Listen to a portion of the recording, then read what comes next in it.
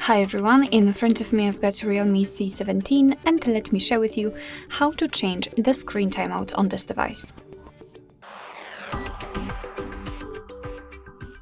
So let's start with opening the settings, and here we have to find the display and brightness. Now let's localize the auto screen off option, and as you can see, after tapping on it, we will be transferred to this list of available options from which we can choose. At the top we've got relatively short options like 15 or 30 seconds, and at the bottom we've got the longest one, which is 30 minutes, and also this option is currently applied. All you have to do is to simply tap on the option like to use, and I will pick 5 minutes, and as you can see, it is immediately notified right here, which simply means that from now on, after 5 minutes of an activity, this device will black out. Alright, so that will be all. Thank you so much for watching. I hope that this video was helpful, and if it was, please hit the subscribe button and leave the thumbs up.